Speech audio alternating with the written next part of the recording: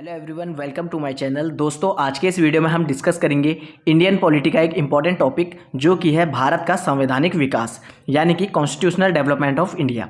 इस टॉपिक में हम सभी उन इंपॉर्टेंट प्रश्नों को देखेंगे जो कि यहाँ से एग्जाम में पूछे जाते हैं। ये वीडियो आपके लिए काफ़ी ज़्यादा बेनिफिशियल होने वाली है क्योंकि इस वीडियो में आपको भारत का संवैधानिक विकास से रिलेटेड सभी इंपॉर्टेंट प्रश्न यहाँ पर आपको देखने को मिलेंगे जो कि आपके आने वाले एग्जाम में पूछे जा सकते हैं। तो बिना किसी देरी के वीडियो को शुरू करते हैं। सबसे पहला इसमें है रेगुलेटिंग एक्ट 1773 द्वारा सर्वोच्च न्यायालय की स्थापना कहाँ की गई थी। तो जो रेगुलेटिंग एक्ट आया था 1773 का, इसके द्वारा जो सर्वोच्च न्यायालय, भारत का सर्वोच्च न्यायालय है, इसकी स्थापना कहाँ की गई थी सर्वप्रथम? तो कलकत्ता में की गई थी 1774 में। तो आपसे डायरेक्टली ये प्रश्न पूछा जाता है रेगुलेटिंग एक्ट कब आया था? तो 1773 में। इसके अंतर्गत जो सर्वोच्च न्यायालय की स्थापना हुई थी वो कहाँ की गई थी और कब की गई थी? तो इसी के इस एक्ट के ही अंतर्गत सर्वोच्च न्यायालय की भारत में स्थापना की गई थी कलकत्ता में, जिसकी स्थापना 1774 में हुई थी। तो ये 3 प्रश्न यहाँ से आपसे पूछे जाते हैं। नेक्स्ट है भारतीयों को भारत के प्रशासन में भाग लेने का अधिकार किस अधिनियम के द्वारा प्राप्त हुआ था? काफ़ी इंपॉर्टेंट है दोस्तों। जो भारतीय थे यानी कि जो इंडियंस थे, उनको भारत के प्रशासन में भाग लेने का अधिकार जो प्राप्त हुआ था वो हुआ था चार्टर एक्ट 1833 के तहत। ठीक है, तो 1833 के द्वारा जो चार्टर एक्ट आया था 1833 का, इसके अंतर्गत भारत के प्रशासन में भाग लेने का अधिकार हुआ था भारतीयों को। इंपॉर्टेंट है दोस्तों, आपसे एग्जाम में पूछा जाता है। अगला है भारतीय विधान परिषद को बजट पर बहस करने की शक्ति किस अधिनियम के द्वारा प्राप्त हुई है? सभी प्रश्न आपके दोस्तों इंपॉर्टेंट है, एग्जाम में डायरेक्टली ये प्रश्न आपसे पूछे जाते हैं। तो भारतीय विधान परिषद को जो बजट है उस पर बहस करने की शक्ति प्राप्त हुई थी भारत परिषद अधिनियम 1892 से। ये भी इंपॉर्टेंट है दोस्तों, आपसे एग्जाम में ये पूछा जा सकता है। नेक्स्ट है केंद्रीय विधानमंडल सर्वप्रथम किस अधिनियम के द्वारा द्विसदनीय यानी कि बाई कैमरल बनाया गया था? जो केंद्रीय विधानमंडल था इसको किस अधिनियम के द्वारा द्विसदनीय बनाया गया था? तो 1919 के भारत शासन अधिनियम के द्वारा। तो ये सभी दोस्तों आपके लिए एग्जाम के लिए काफ़ी ज़्यादा इंपॉर्टेंट हो जाते हैं। तो केंद्रीय विधानमंडल को द्विसदनीय यानी बाई कैमरल बनाया गया था 1919 के भारत शासन अधिनियम के द्वारा। नेक्स्ट इसमें भारत के राष्ट्रपति को अध्यादेश ऑर्डिनेंस निर्गत कराने की शक्ति मूलतः किस अधिनियम से प्रेरित है? तो भारत के राष्ट्रपति को जो अध्यादेश जारी करने की शक्ति है ये किस अधिनियम से प्राप्त हुआ था? तो ये भारत शासन अधिनियम 1935 का जो अधिनियम था, इसके द्वारा जो भारत का राष्ट्रपति है वो ऑर्डिनेंस जारी करने की जो उसको शक्ति है वो प्राप्त हुई थी। तो इंपॉर्टेंट है ये भी दोस्तों। भारत शासन अधिनियम आपको पता होगा, सबसे ज़्यादा जो हमारे संविधान में जो चीज़ें ली गई है वो इसी एक्ट से लिए गए, जो भारत शासन अधिनियम 1935 का है। इसी में हमारा संविधान का अधिकतम हिस्सा इसी से कवर किया गया है। अगला इसमें केंद्र में द्वैत शासन व्यवस्था यानी जो डायरकी सिस्टम है ये किस अधिनियम के द्वारा लाया गया था? तो मोस्ट इंपॉर्टेंट प्रश्न दोस्तों, जो केंद्र में यानी सेंटर में जो द्वैत शासन जो व्यवस्था है वो किस अधिनियम के द्वारा आया गया था? तो भारत शासन अधिनियम 1935 से लिया गया था। जैसे मैंने आपको बताया, जो सर्वाधिक विकास है वो हमने जो संविधान में सर्वाधिक चीज़ें ली है वो जो भारत शासन अधिनियम 1935 का, इससे ही अपने संविधान में शामिल की हैं। तो जो डायरकी सिस्टम है यानी कि द्वैत शासन की व्यवस्था है ये भी हमने भारत शासन अधिनियम 1935 से लिया है। उसके बाद नेक्स्ट इसमें ब्रिटिश भारत में किस अधिनियम में संघीय शासन का प्रावधान है? तो ब्रिटिश भारत में किस अधिनियम में संघीय शासन का प्रावधान है? तो भारत शासन अधिनियम 1935 में। यानी कि जो भारत शासन में जो संघीय शासन का प्रावधान है वो भी हमने भारत शासन अधिनियम 1935 से लिया गया है।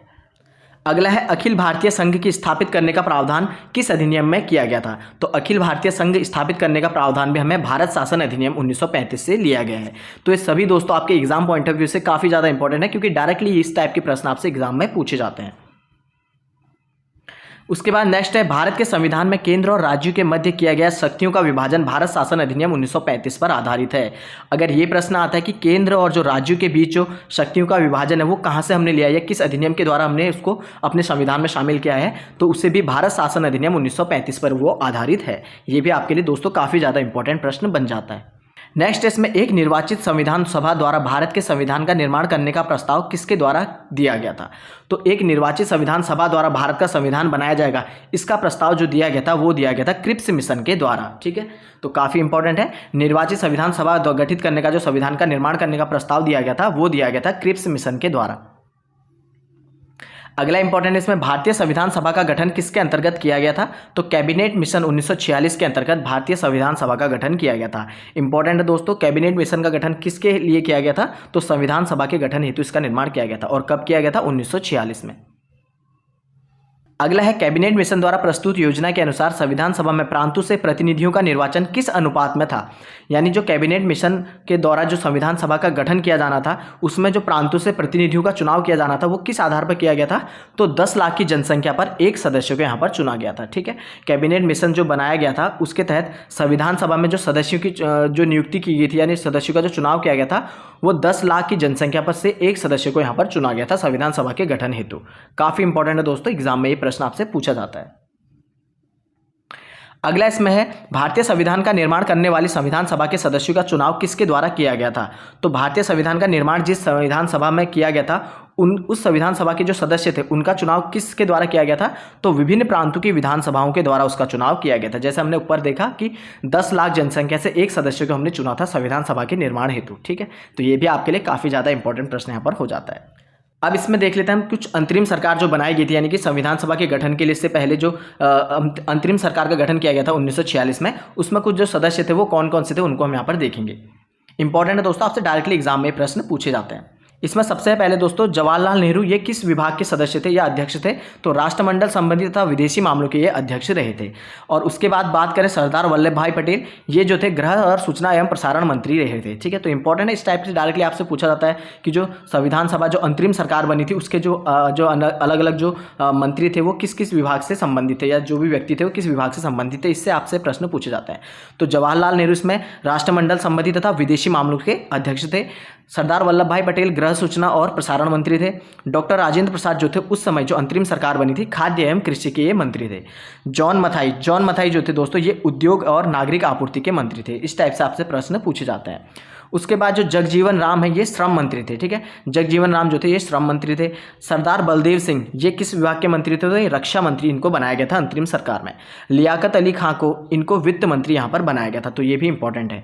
सी राजगोपालाचार्य जो थे इनको शिक्षा और कला मंत्री यहाँ पर बनाया गया था। ठीक है, तो ये अंतरिम सरकार जो बनी थी 1946 में गठन जिसका हुआ था उनके कुछ ये अध्यक्ष यहाँ पर बनाए गए थे। आगे बढ़ते हैं। 26 नवंबर 1949 को भारतीय संविधान सभा द्वारा किसके द्वारा अधिनियमित किया गया था। ठीक है, तो 26 नवंबर 1949 को भारतीय संविधान किसके द्वारा अधिनियमित किया गया था। तो संविधान सभा के द्वारा इसको अधिनियमित किया गया था। ठीक है, यानी कि इसको एक प्रकार से कह सकते हैं हम इन्फोर्समेंट में लाया गया था, इसको नियम इसको मतलब लागू किया गया था। वैसे तो लागू हमें 26 जनवरी 1950 को संविधान को लागू किया था, लेकिन 26 नवंबर 1949 को जो है संविधान हमारा बन के तैयार हो चुका था। तो यहाँ पर अगर आपसे पूछा जाएगा कि हमारे भारतीय संविधान को कब अधिनियमित किया गया था, तो 26 नवंबर 1949 को भारतीय संविधान को अधिनियमित किया गया था, यानी कि इन्फोर्स किया गया था कह सकते हैं एक प्रकार से हम। और अगर ये पूर्णतः लागू कब किया गया था, तो 26 जनवरी 1950 को इसको लागू किया गया था, जिस दिन को हम गणतंत्र दिवस के रूप में मनाते हैं।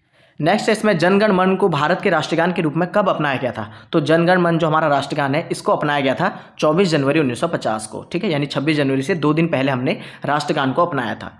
इस टाइप के प्रश्न भी दोस्तों आपसे एग्जाम में पूछे जाते हैं। नेक्स्ट इसमें भारत सरकार द्वारा अशोक स्तंभ को राष्ट्रीय चिन्ह कब अंगीकृत किया गया था। तो जो अशोक स्तंभ है यानी कि जो नेशनल हमारा एम्बलम है उसको अशोक चिन्ह को इसको कब अंगीकृत किया गया था। तो 26 जनवरी 1950 को इसको अंगीकृत किया गया था, यानी अपनाया गया था। नेक्स्ट है संविधान सभा की सलाहकार समिति यानी जो एडवाइजरी कमेटी थी इसके अध्यक्ष कौन थे। तो संविधान सभा की सलाहकार समिति यानी एडवाइजरी कमेटी के अध्यक्ष थे सरदार वल्लभ भाई पटेल। डायरेक्टली आपसे एग्जाम में पूछा जाता है संविधान सभा के सलाहकार समिति के अध्यक्ष कौन थे। तो सरदार वल्लभ भाई पटेल इसके अध्यक्ष रहे थे। अगला इसमें संविधान सभा की झंडा समिति के अध्यक्ष कौन थे, यानी जो झंडा समिति के अध्यक्ष थे वो कौन थे। तो डायरेक्टली आपसे पूछा जाता है, तो वो थे डॉक्टर राजेंद्र प्रसाद। नेक्स्ट है भारत की संविधान सभा में वर्तमान रूप से राष्ट्रीय ध्वज को कब अपनाया गया था। तो भारत की संविधान सभा में वर्तमान रूप में जो राष्ट्रीय ध्वज था इसको कब अपनाया गया था। तो 22 जुलाई 1947 को भारत का जो राष्ट्रीय ध्वज है इसको अपनाया गया था संविधान सभा में। तो ये भी इंपॉर्टेंट है। इस टाइप से आपसे डायरेक्टली फैक्ट बेस्ड प्रश्न यहाँ पर पूछे जाते हैं। नेक्स्ट इसमें संविधान सभा की प्रथम बैठक की अध्यक्षता डॉक्टर सच्चिदानंद सिन्हा अस्थायी अध्यक्ष ने की थी। ठीक है, तो संविधान सभा की जो पहली बैठक हुई थी उसकी जो अध्यक्षता थी वो की थी डॉक्टर सच्चिदानंद सिन्हा ने, जो कि अध्यक्ष थे, जो अस्थायी अध्यक्ष थे। ठीक है, तो इस टाइप से आपसे 2 प्रश्न पूछा जाता है। संविधान सभा की प्रथम बैठक के अध्यक्ष कौन थे। तो सच्चिदानंद सिन्हा। और ये भी पूछा जाता है कि संविधान सभा के प्रथम अस्थायी अध्यक्ष कौन थे। तो डॉक्टर सच्चिदानंद सिन्हा थे। अगला प्रश्न है भारत का संविधान कब स्वीकार किया गया था। तो भारत के संविधान को 26 नवंबर 1949 को स्वीकार किया गया था और ये पूर्णतः जो लागू हुआ था ये हुआ था 26 जनवरी 1950 को। ठीक है, तो दोनों डेट आपके लिए इंपॉर्टेंट है, एग्जाम में दोनों आपसे पूछे जाते हैं। स्वीकार किया गया था 26 नवंबर 1949 को, यानी कि बहुत सारे इसके जो एक्ट नियम थे वो 26 नवंबर 1949 से ही लागू हो गए थे। बट उसके बाद कुछ टाइम बाद जो पूर्णतः हमारा संविधान लागू हुआ था वो 26 जनवरी 1950 को लागू हुआ था। अब देख लेते हैं संविधान सभा के बारे में कुछ इंपॉर्टेंट यहाँ पर। संविधान सभा 9 दिसंबर 1946 को संविधान सभा की प्रथम बैठक हुई थी। डायरेक्ट आपसे पूछा जाता है, संविधान सभा की पहली बैठक 9 दिसंबर 1946 को हुई थी, जिसमें डॉक्टर सच्चिदानंद सिन्हा को अस्थायी अध्यक्ष चुना गया था और 11 दिसंबर 1946 को डॉक्टर राजेंद्र प्रसाद को जो है स्थायी अध्यक्ष चुना गया था। ठीक है, तो यहाँ पर दो डेट आपके लिए काफी इंपॉर्टेंट है। सबसे पहले 9 दिसंबर 1946 को संविधान सभा की पहली बैठक हुई थी और इसके अध्यक्ष जो चुने गए थे, यानी कि जो अस्थायी अध्यक्ष चुने गए थे उस समय डॉक्टर सच्चिदानंद सिन्हा को चुना गया था। उसके बाद उसके 2 दिन बाद दूसरी बैठक होती है जो कि 11 दिसंबर 1946 को होती है। इसमें जो अध्यक्ष चुना जाता है, यानी जो परमानेंट अध्यक्ष चुना जाता है, उन्हें डॉक्टर राजेंद्र प्रसाद को यहाँ पर चुना जाता है। ठीक है, तो स्थायी अध्यक्ष उनको चुना जाता है। फिर उसके बाद संविधान निर्माण का प्रारंभ 13 दिसंबर 1946 को पंडित जवाहरलाल नेहरू द्वारा प्रस्तुत उद्देश्य प्रस्ताव से हुआ था। ठीक है, तो तीसरी जो इंपॉर्टेंट डेट है यहाँ पर वो है 13 दिसंबर 1946 को। 13 दिसंबर 1946 को संविधान निर्माण के लिए जो जवाहरलाल नेहरू द्वारा सबसे पहले उद्देश्य प्रस्ताव को पारित किया था। तो 3 डेट यहाँ पर काफ़ी ज़्यादा इंपॉर्टेंट है। सबसे पहली डेट है 9 दिसंबर 1946 को। इसमें दोस्तों संविधान सभा की पहली बैठक आयोजित हुई थी और इसके जो अध्यक्ष चुने गए थे, अस्थायी अध्यक्ष, वो सच्चिदानंद सिन्हा को चुने गए थे। दूसरी इसमें इंपॉर्टेंट डेट है, उसके 2 दिन बाद 11 दिसंबर 1946 को डॉक्टर राजेंद्र प्रसाद को स्थायी अध्यक्ष चुन लिया गया था। उसके 2 दिन बाद 13 दिसंबर 1946 को जवाहरलाल नेहरू द्वारा संविधान निर्माण के लिए सबसे पहले उद्देश्य प्रस्ताव को पारित किया गया था। तो तीनों प्रश्न आपसे यहाँ पर पूछे जाते हैं। उसमें आगे है इसमें, जिसे 22 जनवरी 1947 को सर्वसम्मति से स्वीकार कर लिया गया था और इसे स्वीकार कर लिया गया था 22 जनवरी 1947 को। फिर है 26 नवंबर 1949 को भारतीय संविधान अंगीकृत यानी अडॉप्ट कर लिया गया था और 26 जनवरी 1950 को इसे पूर्णतः लागू यानी एग्जीक्यूट कर दिया गया था। ठीक है, तो ये सारा आपके लिए इंपॉर्टेंट है, एग्जाम में पूछे जाते हैं। नेक्स्ट है, भारत की संविधान सभा की पहली बैठक कब हुई थी? तो जैसे हमने बताया 9 दिसंबर 1946 को पहली बैठक इसकी हुई थी। भारतीय संविधान का प्रथम प्रारूप यानी first draft sir BN Rao द्वारा तैयार किया गया था। तो पहला जो प्रारूप था यानी जो फर्स्ट ड्राफ्ट इसका तैयार किया गया था वो किसके द्वारा तैयार किया गया था? तो BN राव द्वारा इसको तैयार किया गया था। ठीक है, तो इस टाइप से भी आपसे प्रश्न पूछे जाते हैं, इंपॉर्टेंट है। नेक्स्ट है, संविधान सभा का स्थायी अध्यक्ष परमानेंट चेयरमैन किसे चुना गया था? जैसे हमने बताया डॉक्टर राजेंद्र प्रसाद को चुना गया था। संविधान सभा में पंडित नेहरू द्वारा उद्देश्य प्रस्ताव कब पारित किया गया था? तो मैंने बताया 9 दिसंबर को पहला सदस्य सभा इसका आयोजित हुई थी। 11 दिसंबर को इसमें जो है परमानेंट अध्यक्ष डॉक्टर राजेंद्र प्रसाद को चुना गया था और 13 दिसंबर को इसमें जवाहरलाल नेहरू द्वारा उद्देश्य प्रस्ताव को पारित किया गया था। नेक्स्ट है, नेहरू द्वारा प्रस्तुत उद्देश्य प्रस्ताव संविधान सभा में कब स्वीकार किया गया था? तो 22 जनवरी को इसको उद्देश्य प्रस्ताव को स्वीकार किया गया था 1947 में। भारतीय संविधान के निर्माण काल में संविधान सभा के कुल कितने अधिवेशन हुए थे? तो भारतीय संविधान के निर्माण में कुल अधिवेशन जो संविधान सभा के हुए थे वो हुए थे 12। तो ये इंपॉर्टेंट है दोस्तों, आपसे एग्जाम में डायरेक्टली ये प्रश्न भी पूछा जाता है। संविधान निर्माण हेतु कुल कितनी जो यहाँ पर अधिवेशन किए गए थे? तो टोटल उसमें थे 12 अधिवेशन यहाँ पर किए गए थे। भारतीय संविधान के निर्माण में संविधान सभा को कितना समय लगा? तो सिंपल सा प्रश्न है, 2 वर्ष 11 माह और 18 दिन का समय यहाँ पर लगा था। नेक्स्ट इसमें, भारतीय संविधान सभा के संवैधानिक सलाहकार कौन थे? तो संवैधानिक सलाहकार थे सर BN राव। इंपॉर्टेंट है, डायरेक्ट आपसे प्रश्न पूछा जाता है, संविधान सभा के संवैधानिक सलाहकार कौन थे? तो BN राव यहाँ पर संवैधानिक सलाहकार थे। नेक्स्ट इसमें, संविधान सभा के कार्यों से संबंधित समिति के अध्यक्ष कौन थे? तो संविधान सभा के जो कार्य समिति के अध्यक्ष थे वो कौन थे? तो GV मावलंकर। तो ये भी आपसे डायरेक्टली प्रश्न यहाँ पर पूछे जाते हैं। नेक्स्ट है, डॉक्टर BR अम्बेडकर की अध्यक्षता में संविधान सभा की प्रारूप समिति में 6 अन्य सदस्य थे। ठीक है, तो जो ड्राफ्टिंग कमेटी थी उसके अध्यक्ष तो थे BR अम्बेडकर, उसके साथ इसमें 6 अन्य सदस्य भी थे। कौन कौन से थे? पहले इसमें थे N गोपाल स्वामी अयंगर, दूसरे थे डॉक्टर KM मुंशी, तीसरे थे BM मित्रा, बाद में इनके स्थान पर N माधवन राव और अल्लादी कृष्णा स्वामी अय्यर भी इसमें एक सदस्य थे ड्राफ्टिंग कमेटी के। और जो अगले थे इसमें सैयद मोहम्मद सादुल्ला थे और उसके बाद है डॉक्टर DP खेतान। बाद में इनके स्थान पर भी TT कृष्णमाचार्य जो सदस्य बने थे। ठीक है, तो कुल मिलाकर यहाँ पर डॉक्टर BR अम्बेडकर की जो अध्यक्षता में जो ड्राफ्टिंग कमेटी का गठन किया गया था उसमें कुल अन्य 6 सदस्य और भी थे। ठीक है, तो आपसे ये भी पूछा जा सकता है, या हो सकता है इनमें से कौन नहीं थे उनके बारे में भी आपसे पूछा जा सकता है। तो ये सभी यहाँ पर इनके अध्यक्ष जो थे ये सदस्य थे। नेक्स्ट इसमें, संविधान सभा ने डॉक्टर BR अम्बेडकर की अध्यक्षता में प्रारूप समिति का गठन कब किया था? तो प्रारूप समिति का गठन डॉक्टर BR अम्बेडकर की अध्यक्षता में किया गया था 29 अगस्त 1947 को। 29 अगस्त 1947 को प्रारूप समिति का गठन यहाँ पर किया गया था।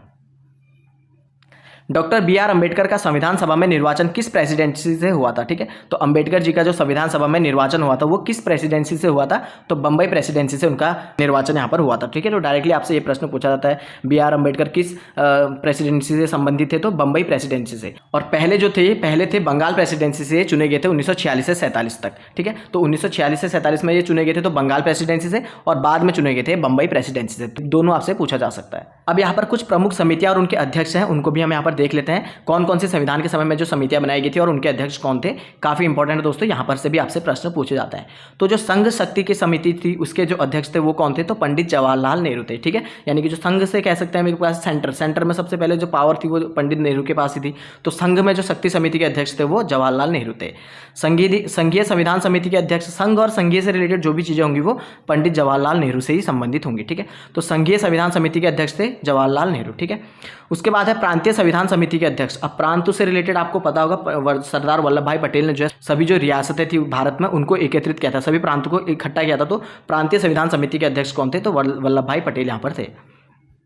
उसके बाद प्रारूप समिति यानी कि जो ड्राफ्टिंग कमेटी है उसके अध्यक्ष कौन थे? तो भीमराव अंबेडकर उसके अध्यक्ष थे। ये आपसे दोस्तों डायरेक्टली प्रश्न पूछे जाते हैं, कौन सी समिति के अध्यक्ष कौन थे। अगला इसमें जो अल्पसंख्यक और मौलिक अधिकारों की जो समिति थी उसके अध्यक्ष कौन थे? तो वल्लभ भाई पटेल ही उसके अध्यक्ष थे। मौलिक अधिकार और अल्पसंख्यक संबंधी परामर्श समिति के अध्यक्ष भी कौन थे? सरदार वल्लभ भाई पटेल। उसके बाद है प्रक्रिया नियम समिति यानी कि प्रक्रिया नियम समिति थे, उसके अध्यक्ष कौन थे? तो डॉक्टर राजेंद्र प्रसाद यहाँ पर थे। राज्यों के लिए समिति के अध्यक्ष कौन थे? तो पंडित जवाहरलाल नेहरू थे।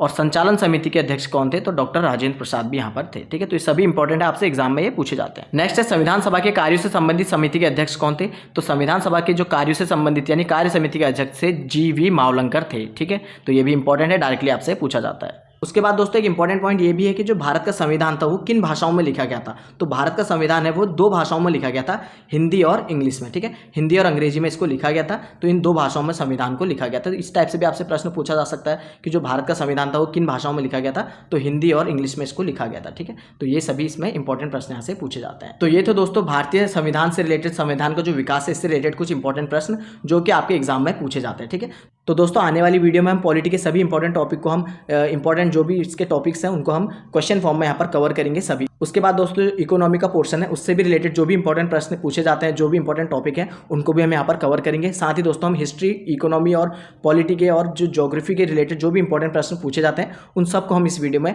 इसके बाद जो नेक्स्ट वीडियो इसकी सीरीज आएंगी उसमें हम यहाँ पर कवर करेंगे। ठीक है, तो वीडियो अगर आपको इन्फॉर्मेटिव लगे तो वीडियो को लाइक करें, शेयर करें और ऐसी इन्फॉर्मेटिव वीडियोज़ के लिए चैनल को सब्सक्राइब जरूर करें। Thank you friends.